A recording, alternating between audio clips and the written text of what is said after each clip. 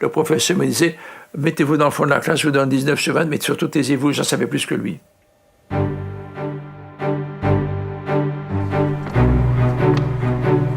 J'ai eu cette chance ou cette malchance de traverser un siècle, si vous voulez.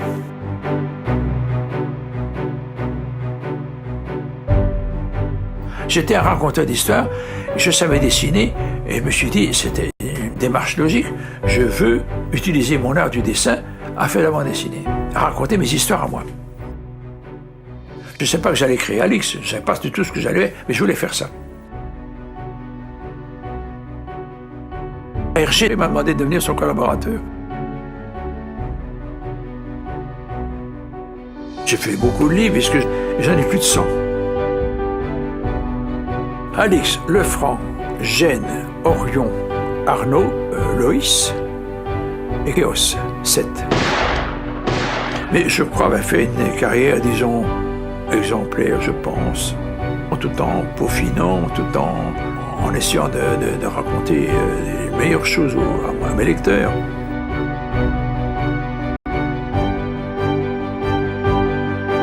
Je suis le témoin de 75 ans d'histoire.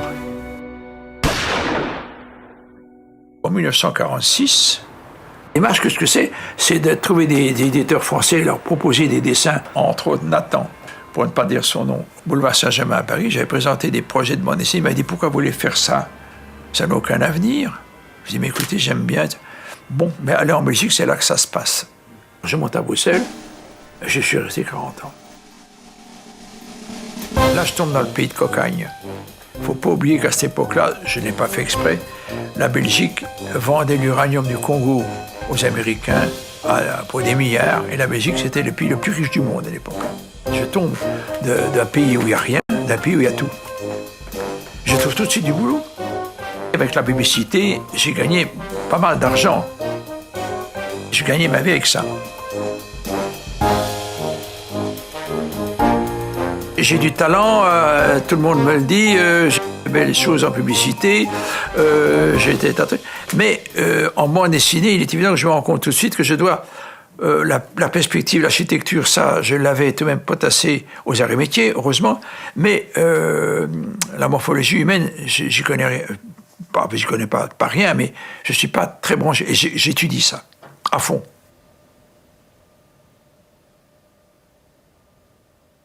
Et je deviens, si vous voulez, quelqu'un qui s'y connaît en musculature, et j'arrive à mettre tout ça en œuvre et à animer des personnages qui ne sont pas faux.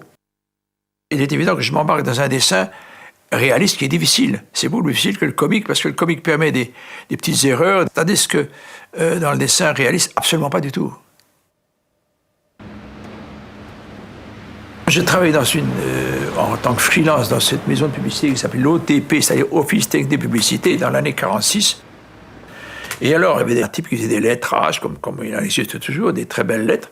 Il me dit, tiens, toi qui aimes la bande dessinée et couru de l'autre côté de la Grand Place, le journal de Tintin va démarrer dans quelques semaines. Oh, pris ma veste, j'ai couru, traversé la Grand Place. J'ai tout de suite été reçu. J'ai montré des dessins. Et le directeur, qui était Raymond Leblanc, qui a toujours été Raymond Leblanc, m'a dit « Vous m'intéressez beaucoup, faites-moi un projet ». Donc nous sommes là au mois de juillet 46. Le journal devait apparaître au mois de septembre 46. J'ai fait un projet qui était un prix Alix. Et j'ai fait une page, je mets la couleur directe dessus, je vais la porter. Et il m'a dit « Ça m'intéresse beaucoup, continuez ». Mais il ne m'a pas dit « On va vous payer ». Il ne m'a pas dit « On va vous... comment dirais-je, on va faire un contrat. Non, rien. Il m'a dit simplement, après 2-3 entrevues, écoutez, vous nous intéressez beaucoup, malheureusement, on ne peut pas rentrer dans le journal parce qu'on a du papier pour faire 12 pages, pas 16. Attendez.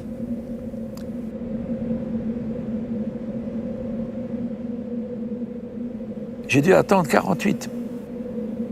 Je reçois ce télégramme dans les Vosges, au retour d'Ardard en Belgique. Leblanc m'a demandé, faites-moi un projet. Alix est venu en un quart d'heure.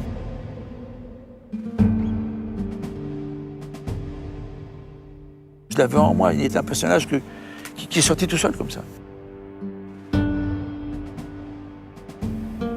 l'Antiquité, ma passion.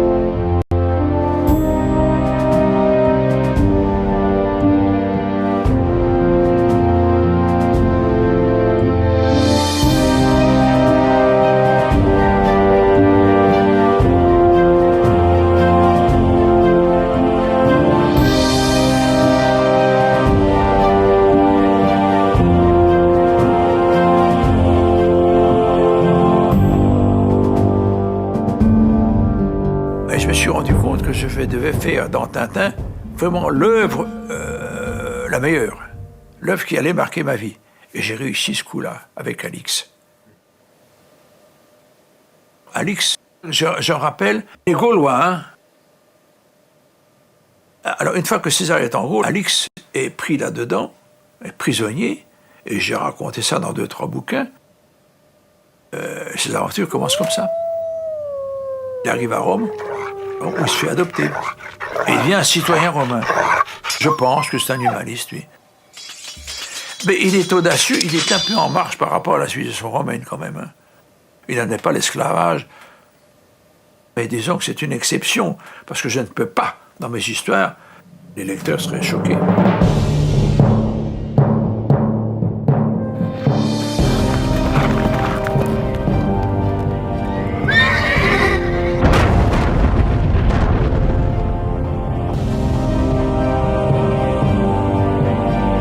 Alix. Mais c'est un peu moi. Hein.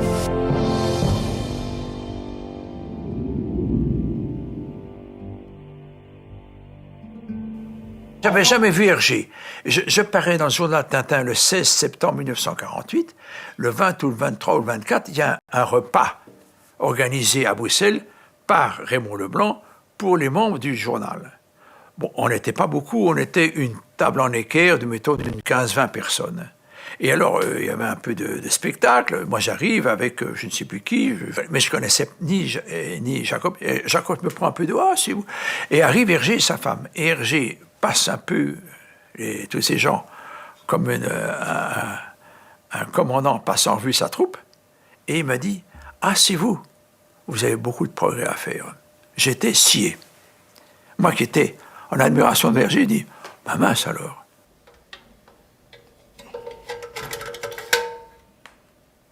J'ai découvert la bande dessinée à Châtenay-Malabry, au sud de Paris. J'avais 12 ans. Le jeudi après-midi, qui était congé à l'époque, j'avais au patronage, comme tous les gamins du croyant, pas croyant, tout le monde allait au patronage. C'était une institution, n'est-ce pas? Et moi, j'allais au patronage comme tout le monde. Le jeudi après-midi. Et là, quand il pleuvait, des animateurs nous ont montré des films où j'ai découvert Tintin.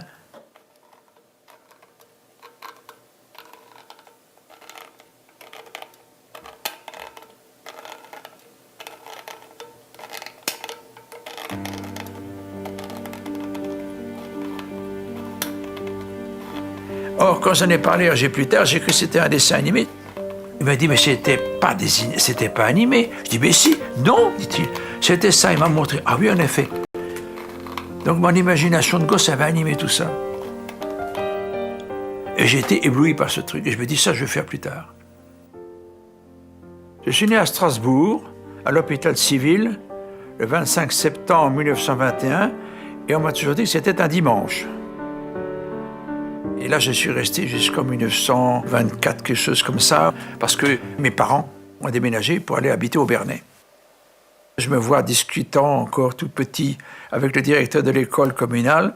Je trouvais que j'étais un garçon qui était malin. Il était très rêveur, imaginatif. Il vivait dans l'abstrait, dans les histoires. Il n'avait pas souvent les pieds sur terre, comme on pourrait dire, n'est-ce pas?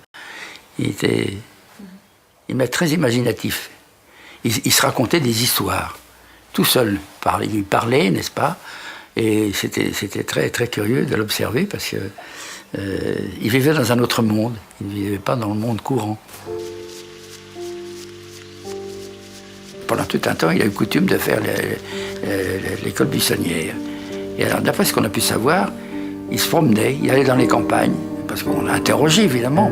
Mais il était dans une école de sœurs, les sœurs se sont inquiétées de son absence et ont pris contact avec ma mère pour savoir si l'enfant n'était pas malade.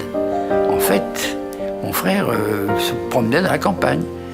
Il revenait évidemment à l'heure, et c'est pourquoi il était très difficile de le repérer, parce qu'il arrivait à l'heure. Il savait très bien à quelle heure il devait rentrer, et l'après-midi, il repartait de la même manière.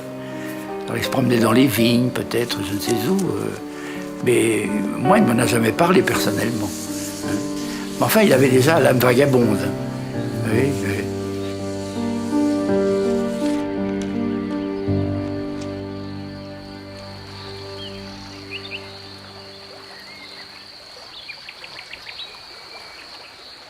Mes parents, qui allaient de temps en temps à Strasbourg, me ramenaient des bandes dessinées.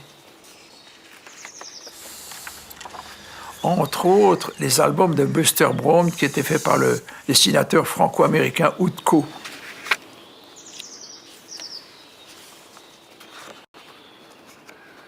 Comme chez moi, je ne sais pas pourquoi, on était avare de papier, on ne donnait pas beaucoup de papier à des gamins pour dessiner. J'ai dessiné sur les pages blanches de ces albums.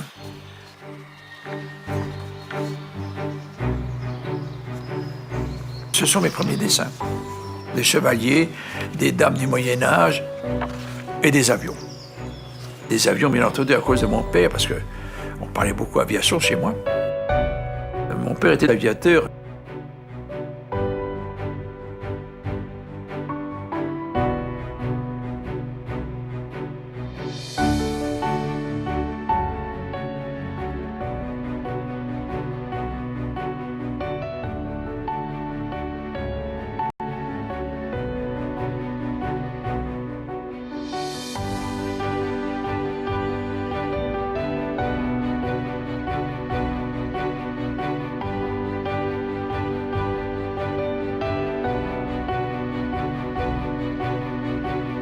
Mon père, à l'époque, c'était vraiment une star. Les aviateurs, surtout après la guerre, avaient un aura formidable. Ces gens avaient droit à des grands articles dans la presse. Et je me rappelle qu'au Berlin, mon père était considéré comme une star, vraiment, une vedette. L'aviateur, c'était quelque chose. Et j'étais le fils de l'aviateur.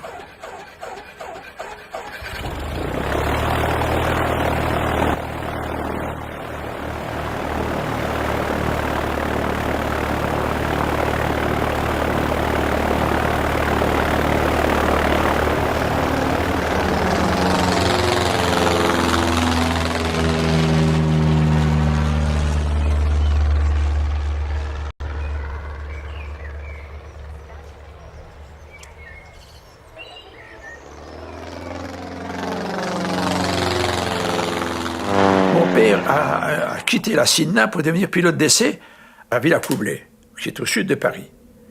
J'avais 11 ans à peu près, et il était devenu pilote officiel des autogires.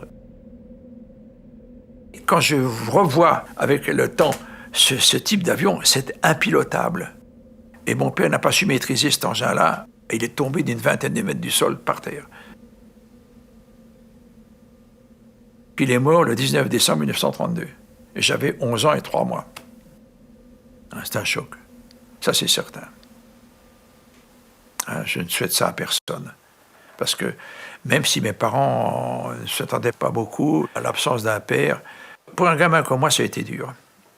J'ai vécu une jeunesse difficile à partir de 12 ans.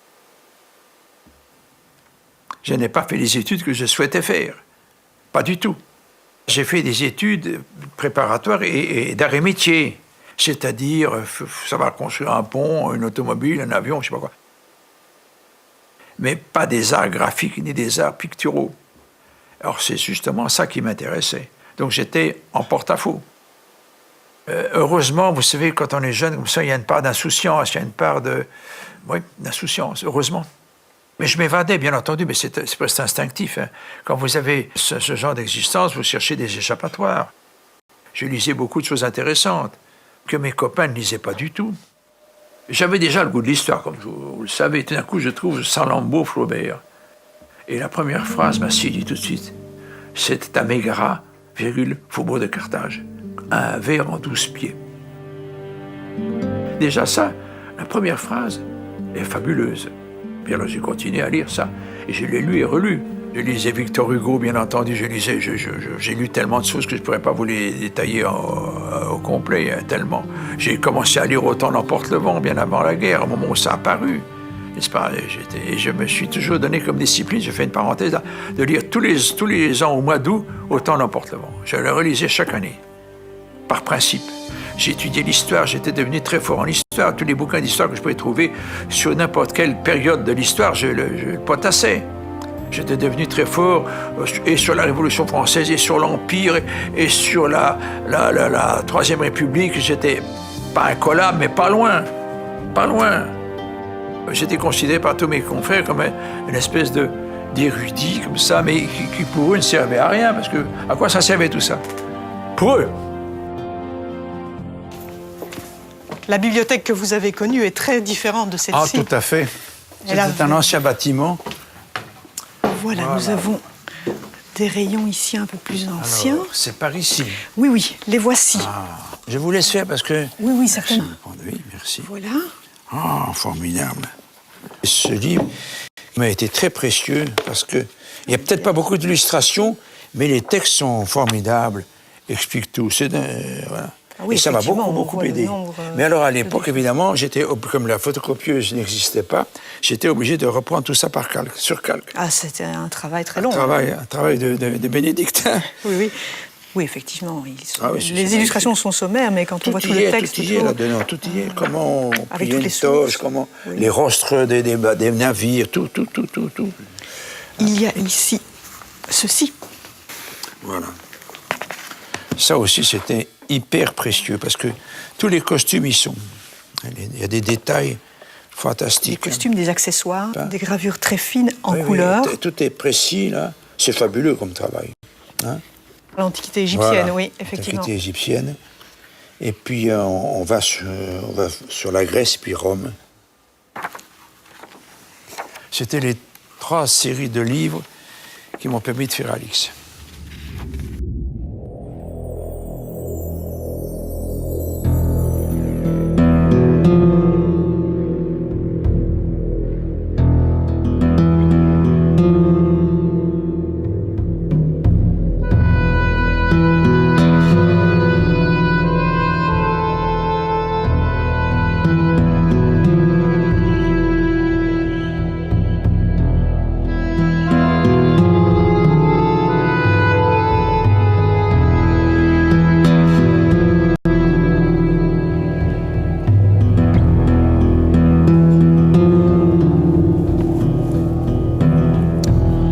Quand il m'arrivait l'été, au mois de septembre, d'être à Paris, j'allais au Louvre, c'est le sommet des musées. J'allais au musée Guimet, j'allais partout. Je hantais les musées. Je faisais la fermeture. J'avais cette envie, cette pulsion de faire un métier artistique, d'admirer tout ce qui était graphique artistique.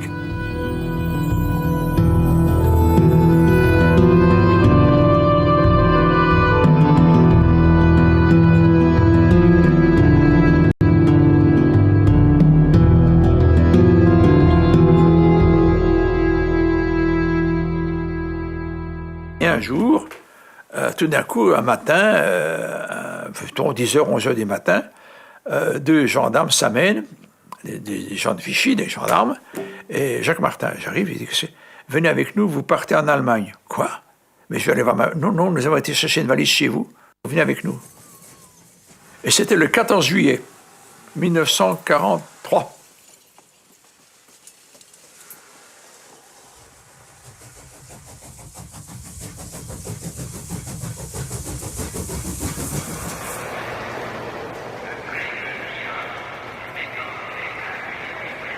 Et alors, je suis passé devant une espèce de tribunal, où ils m'ont dit, voilà, vous êtes considéré comme un technicien d'aviation intéressant, on va vous envoyer chez Messerschmitt à Augsbourg.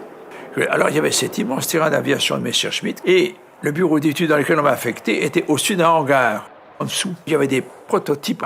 Il y avait déjà le 262 et le Messerschmitt 163 fusées. J'étais sidéré par l'avance technologique des Allemands.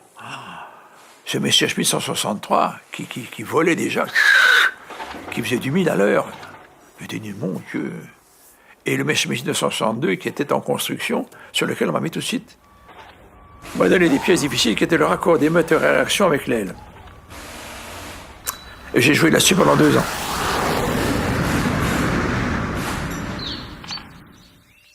Et un jour, il faisait très beau, au mois de septembre ou octobre, je ne me rappelle plus, j'étais en champ, je me rappelle, les bombardiers arrivent.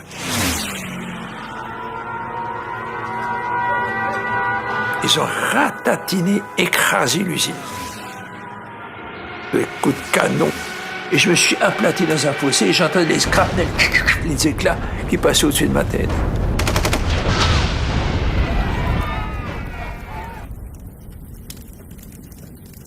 Mes copains, je ne les ai plus jamais revus.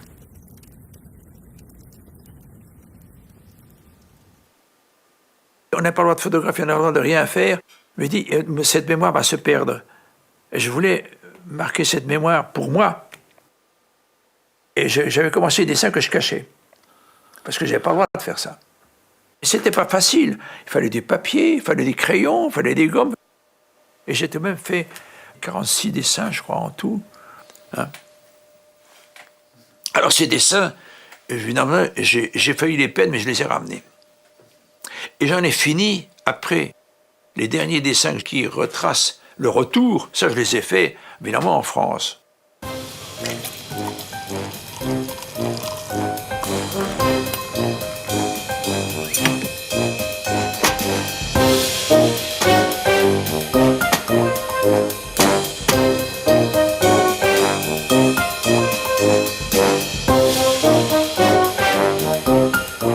C'était le journal Tintin qui faisait le succès.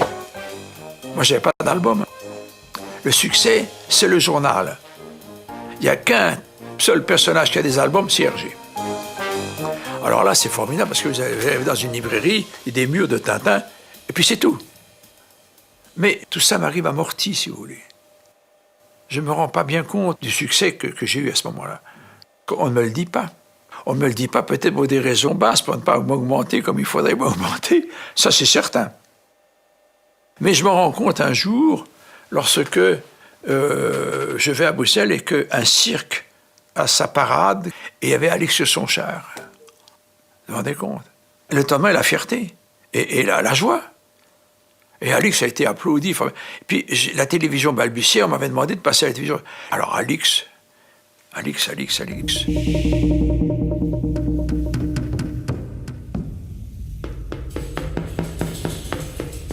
Et puis un jour, Hergé me demande pourquoi ne venez-vous pas travailler avec moi à Bruxelles?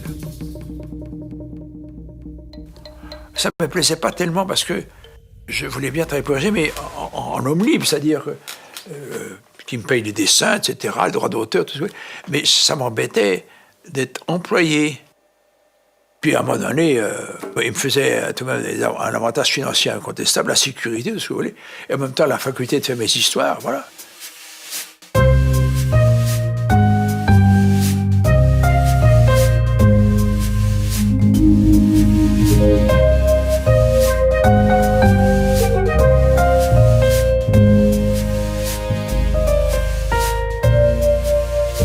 On a passé des soirées ici mémorables. On passait le samedi soir ici, le nombre de bouteilles de Bordeaux qu'il y avait comme cadavre, je vous explique pas. On jouait au poker, on a passé les soirs, on se marrait comme des bossus. J'étais de vous dire qu'il avait de l'esprit, je n'en manquais pas non plus beaucoup.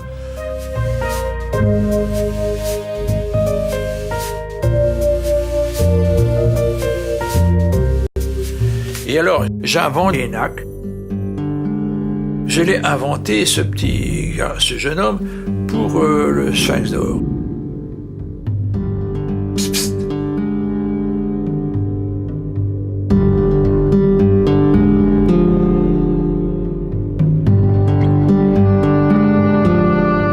mon idée, il ne devait faire que le trajet du Sphinx d'or.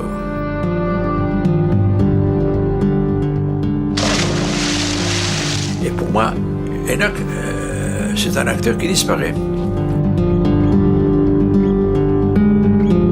Et je fais ensuite l'album suivant, qui est L'île maudite, et tout d'un coup, j'ai le téléphone de la rédaction, et Enoch, je dis, comment, quoi Enoch? Mais alors, vous le mettez quand dans les... Mais je ne le mets pas. Ben, comment pas Dieu, mais vous allez le mettre tout de suite, il me dit, le rédacteur en chef. Je dis, mais non. Ah, si. Pire que ça, il m'envoie une lettre. Et il me dit, monsieur, veuillez nous parachuter Enoch. J'avais 25 ans. Je lui ai dit, après tout, pourquoi pas. Et j'ai été prisonnier d'Enoch à partir de ce moment-là.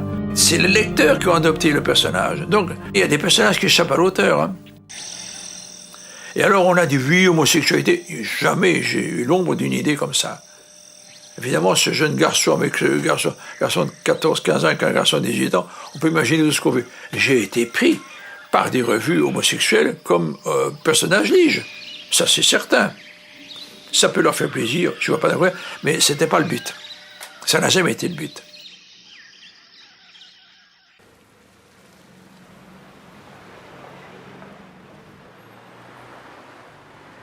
Et je commence à travailler dans ces décors, à partir de La Griffe Noire, si vous voulez, jusqu'à Yorix le Grand.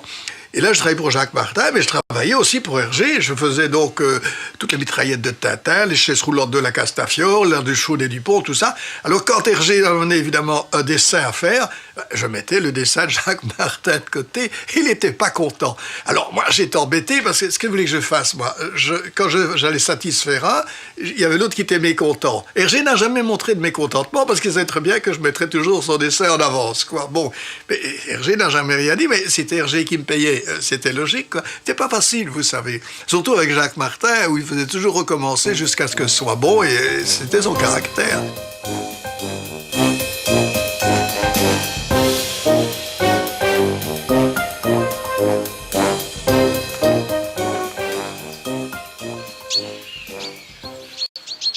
J'achète ma première voiture en 1951. Je vais bien entendu dans les Vosges. Et je me promène.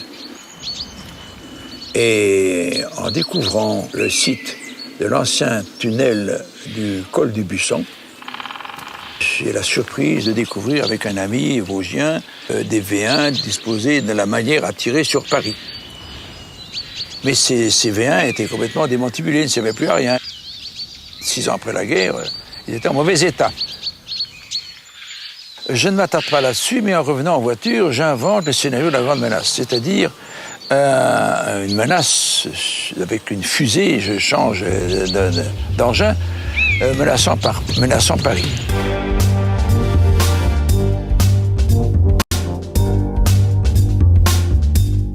J'invente le Franc. Il est journaliste, au journal qui s'appelle Le Globe. Mais je ne le voyais pas comme ça, je le voyais avec des cheveux noirs, etc. J'arrive au journal Tintin et je leur dis, voilà, j'ai une histoire. Ils me disent, pourquoi vous voulez faire ça? C'est ridicule, nous avons Black et Mortimer, Jacobs qui fait une histoire moderne, et vous restez dans l'Antiquité. Je dis, non, écoutez, une histoire, une s'il vous plaît.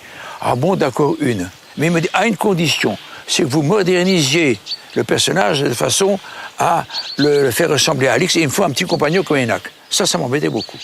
C'est la raison pour laquelle j'invente ce journaliste blond, le Franc, un espèce d'Alix moderne, et je lui adjoins un petit jeune de 12-13 ans qui est Jean-Jean. Mais ce personnage Jean-Jean me gêne très vite, parce que les lecteurs du journal de Tintin disent, qu'est-ce que c'est que ce gamin qui ne va pas à l'école, qui suit un monsieur de 25 ans comme ça? Qu'est-ce que ça veut dire?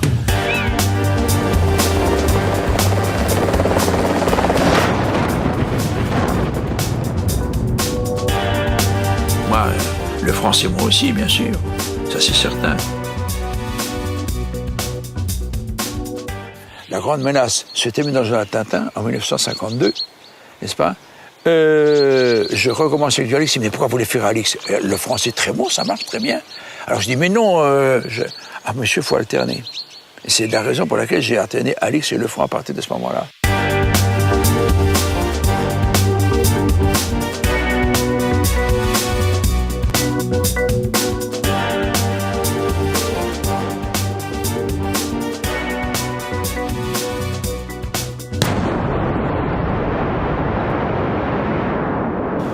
Je voulais faire une histoire, j'en suis à 17 ou 18. Voilà. Et tout ça, c'est venu de cette visite dans les Vosges en 1951. La BD se consommait de façon hebdomadaire dans plein de magazines illustrés qui les débitaient en plus à petite dose, puisque c'était généralement des doses de 1 à 2 planches. Donc, ce qui est intéressant dans ce genre d'album, c'est vraiment la structure feuilletonnante qui est intéressante, parce qu'on se rend compte que le dessinateur, qui souvent était aussi scénariste, parce qu'à l'époque, les scénaristes n'existaient pas vraiment, les scénaristes n'étaient d'ailleurs même pas crédités en couverture des albums. Et là, dans le cas de Jacques Martin, il est à la fois dessinateur, scénariste, donc il a vraiment, je dirais, toute la matière en main, il est responsable de tout, et il a vraiment, sa mission, sa première mission, c'est de donner envie au lecteur de revenir la semaine suivante pour lire la suite de l'aventure. Donc il est obligé de ménager ce qu'on appelle aujourd'hui un cliffhanger à la fin de ces 2 planches pour donner envie au lecteur de revenir. Parce que non seulement l'histoire existe débitée en petites tranches, et puis elle existe aussi dans sa globalité, et elle tient parfaitement la route dans un album.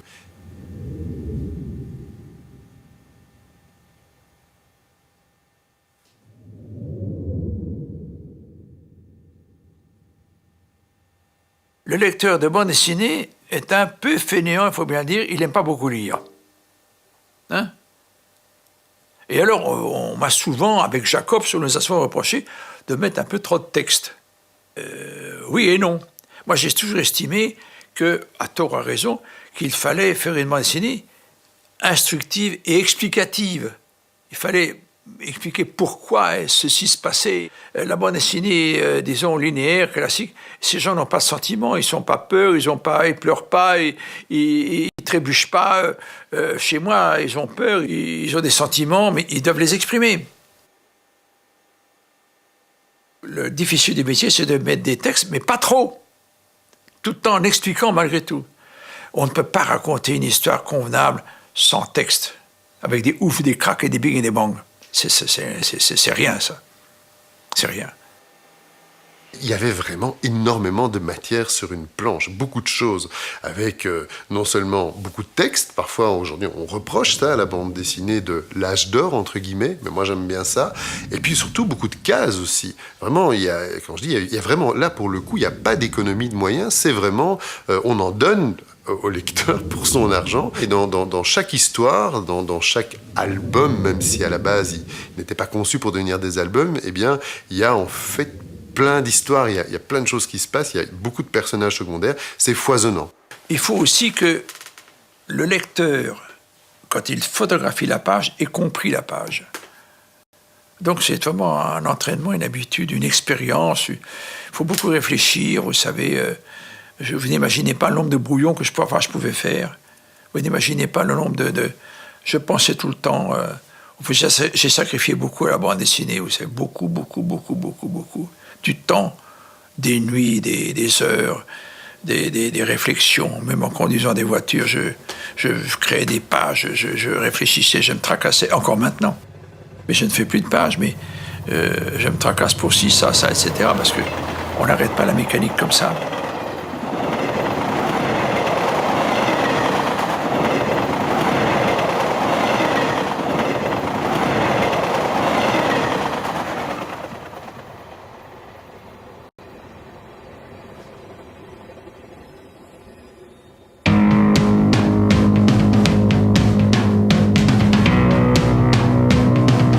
En 68, la vie courante, pour moi, n'a pas changé.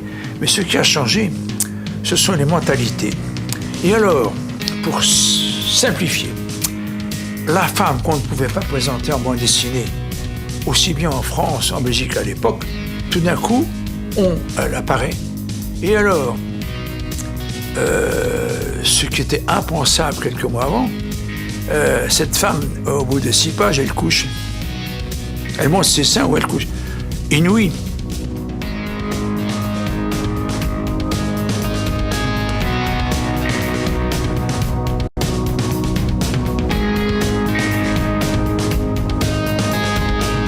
Et alors, nous sommes, nous, les vieux de la vieille, un peu coincés dans notre système. C'est-à-dire qu'on ne peut pas tout d'un coup transformer nos héros et nos héroïnes en en gens qui ont des mœurs complètement libres.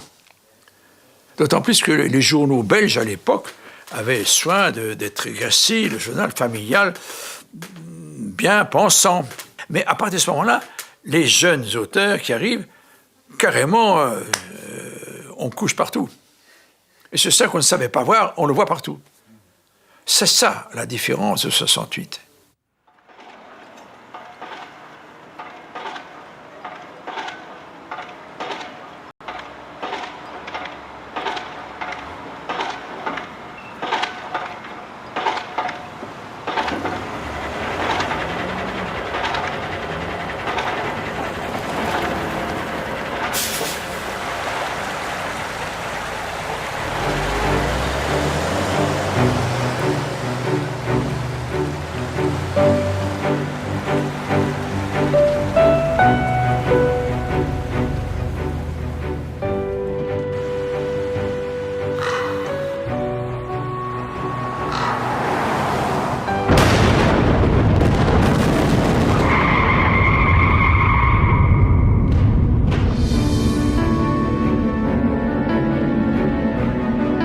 L'éditeur voulait un album par an, et comme je travaillais au studio Hergé, à ce moment-là, que je n'avais pas la capacité de pouvoir réaliser personnellement 2 ouvrages dans l'année, ce n'était pas possible. Si bien que j'ai cherché un collaborateur et Demour s'est proposé. Demour faisait partie du studio Hergé, donc on a fait ce livre dans le cadre du studio Hergé. Et alors j'ai imaginé que Lefranc, qui logeait dans cet hôtel, que j'ai débaptisé, faisait ce trajet et montait vers le Prilay qui se trouve là-bas et grimpait cette montagne en pain de sucre où il y a cet hôtel qui m'intriguait et dont les gens du cru ne voulaient pas me donner d'explications. J'ai inventé une histoire qui m'a paru plausible, c'est-à-dire les manigances du maire pour ne pas aménager le pain de sucre au bénéfice d'étrangers. Et c'était comme ça, j'ai tombé sur la vérité. On m'a dit, comment avez-vous fait pour trouver la vérité? Je l'ai inventé, j'ai supposé, j'ai imaginé ce qui pouvait être le plus plausible.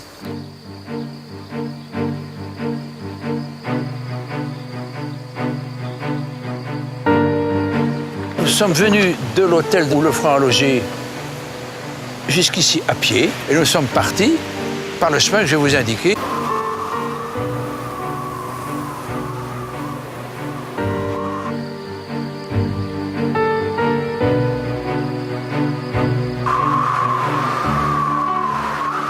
Et on est tombé devant cet hôtel qui était complètement en ruine. Il n'y avait pas cette véranda, le toit était à moitié démoli et toutes les fenêtres étaient protégées par des planches clouées.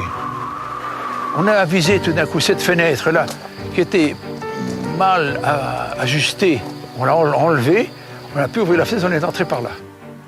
Alors on a fait des photos au flash à l'intérieur. Ça a été complètement et très bien réaménagé. Je ne garantis pas que la rampe est d'époque. Mais c'était complètement en ruine, alors j'ai inventé un repère, le repère du loup. J'avais énormément de photos, j'avais pris au moins une dizaine de films de 36 vues, j'avais entre 300 et 500 photos de Saint-Luc, du site, des montagnes, de tout. Demour n'y connaissait rien en ski, il fallait que je lui explique comment on skiait, quelle était la position, avec des photos, des dessins. C'était vraiment un travail de collaboration très, très, très fort. Et l'avantage, c'était qu'on était nos bureaux l'un à côté de l'autre. C'était beaucoup plus facile qu'avec des collaborateurs qui habitent à 50, 100 ou 200 km. Donc ce livre a été fait dans une collaboration parfaite. Hergé m'a dit un jour, très délicatement, avec Jacques Martin, on s'est dit tout ce qu'on avait à se dire ensemble, et il arrive un moment donné, il vaut mieux se séparer et chacun travailler. Je crois que Jacques Martin, dans son idée, estimait peut-être qu'il n'était pas assez en rapport par rapport à ce qu'il offrait dans les albums de... Il faut dire qu'Alix, évidemment, au studio Hergé, à un moment donné, implique Alix, il n'y a pas de nouveauté Tintin. Heureusement qu'il était aussi là parfois pour donner du travail aux autres, aux coloristes, parce qu'Hergé n'offrait rien du tout. Ça fait 20 ans de travail de collaboration. Mais je pense, avec le recul, que j'aurais dû partir plus tôt. Donc c'était vraiment une dégression constante. Donc c'était 1 an, 2 ans, 3 ans, 4 ans. C'était dingue. Et ça, je supportais très mal.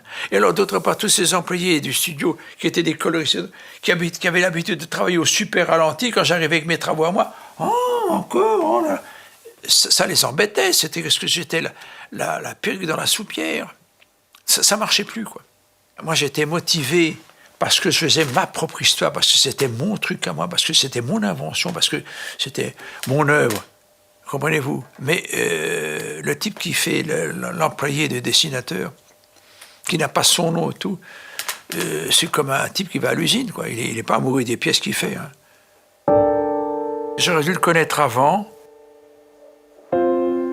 parce que je crois qu'on aurait été meilleurs amis. Quelques années plus tard, quand on s'est retrouvés, on est tombés les bras l'un l'autre, on était contents de se retrouver. Mais c'était trop tard, il était déjà plus ou moins malade. Je me rappelle l'avoir vu à Bruxelles un jour, on est tombés les bras l'un l'autre, oh, Hergé, oh, Jacques. Bon. Et alors, on n'a pas pleuré parce qu'on était des hommes solides, mais voilà, mais c'était trop tard.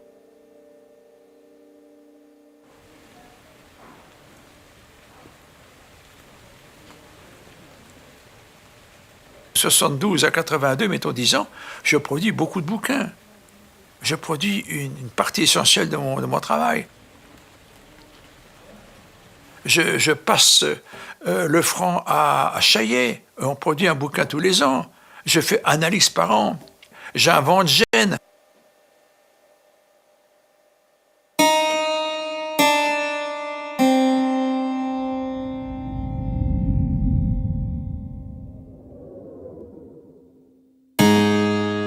Moi, j'avais une idée de faire une histoire avec les Borgia. Les Médicis, les Borgia, une histoire en Italie, des poisons, tout ça. Il m'a dit non, j'aime pas beaucoup. Alors je dis, qu'est-ce qu'on fait? Jeanne d'Arc. Ah oui, Jeanne d'Arc, ça va. Alors, on est parti sur Gilles de Ré.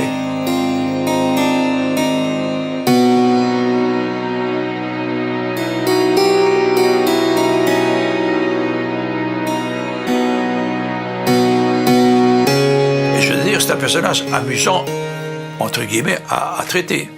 Difficile, mais amusant. Il a tué tout de même 1000 garçons. C'est fou. Et il n'a pas été condamné pour ça. Il a été condamné pour relation avec le diable.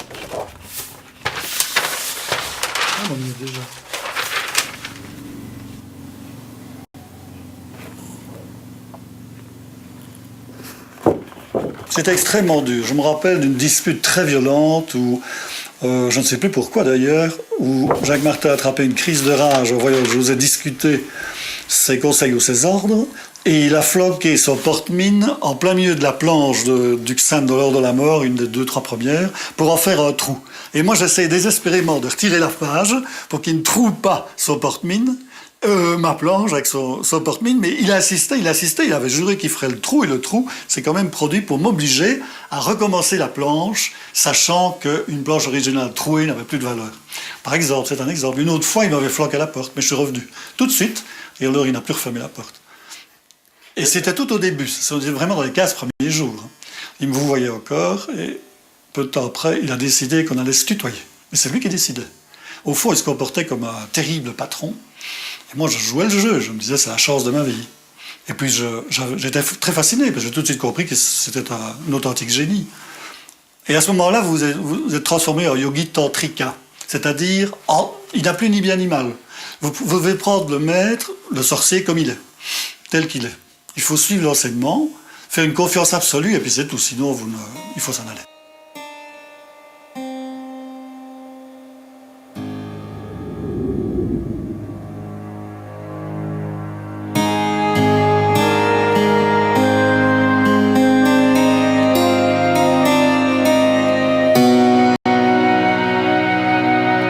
quitté 5-6 fois comme ça, on s'est brouillé quelques fois. Et chaque fois, quand on se réconcilie, comme dernièrement, je l'appelle mon bon maître. Comment vas-tu, mon bon maître? Il dit, tu me fais rire. Il dit, avec beaucoup d'affection. C'est extraordinaire. Mais je souhaite à tout le monde soit de faire des voyages dangereux, donc utiles et passionnants, ou de faire des grandes rencontres. Il paraît qu'on rencontre ses maîtres quand le temps est venu, quand on est mûr, quand on a juste besoin d'eux.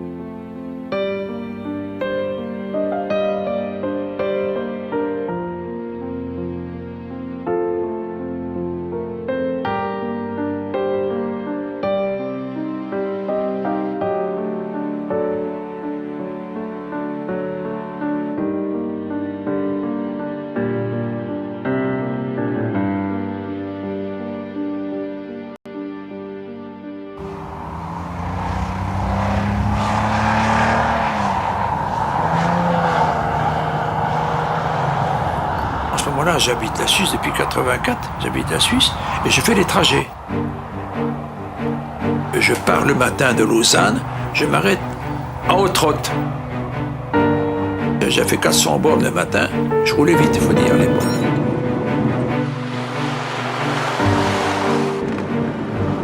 D'un coup, j'attrape une mouche à l'œil.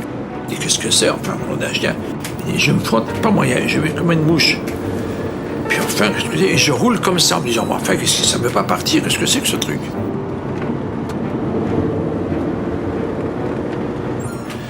Et puis j'arrive en Belgique, chez un ophtalmologue, il m'a dit, monsieur, vous avez la macula. Je dis, c'est quoi ça?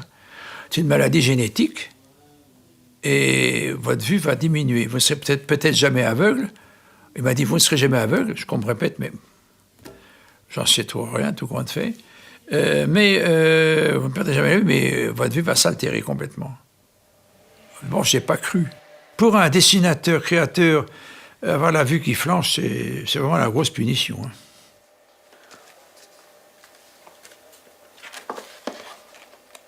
Donc là, c'est un album que Jacques Martin avait commencé, et puis arrivé à peu près aux 2/3, il avait dû s'interrompre suite à ses problèmes de vue. Donc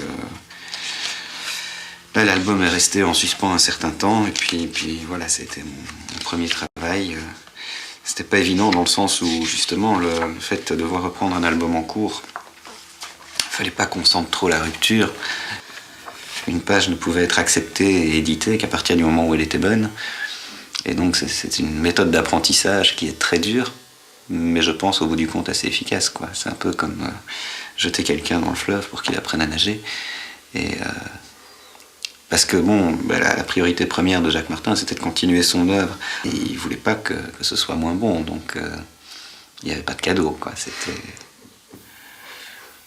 Le canot, vous n'avez pas des lattes à faire, non? Il n'y a pas des lattes. Ah si, enfin disons que j'en ferai quelques-unes, mais c'est vrai que j'ai pas... Il a l'air d'être... un peu lisse. Un peu moderne comme ça. Un peu, Ok. Un peu des lattes, c'est bien. D'abord du bateau, ça. Et ça, c'est toujours plein jour, ça. Oui, oui.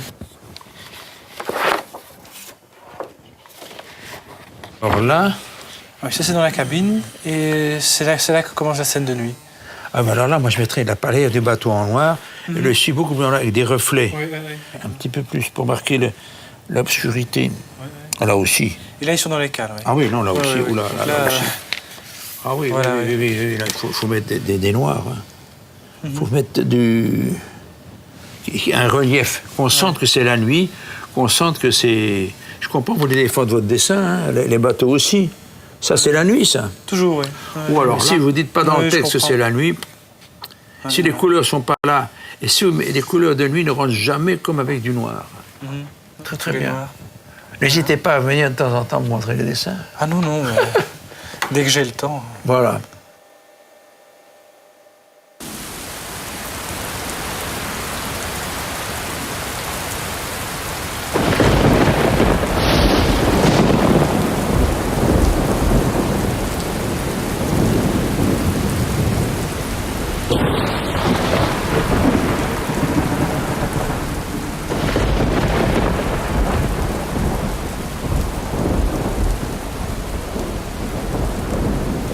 C'est Alice que je préfère, parce qu'il est jeune, il a 18 ans, j'ai réussi à le faire assez beau, je crois. Enak aussi. J'aime bien Alix et Enak. C'est Alix qui m'a amené à tout ça, c'est Alix qui était le Sésame ouvre-toi. J'aurais pas fait le France, j'avais pas fait Alix. Hein?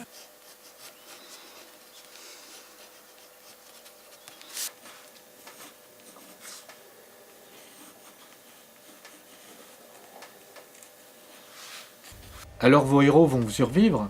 Mais je l'espère bien. Et tout est là pour ça. Tout est fait pour ça.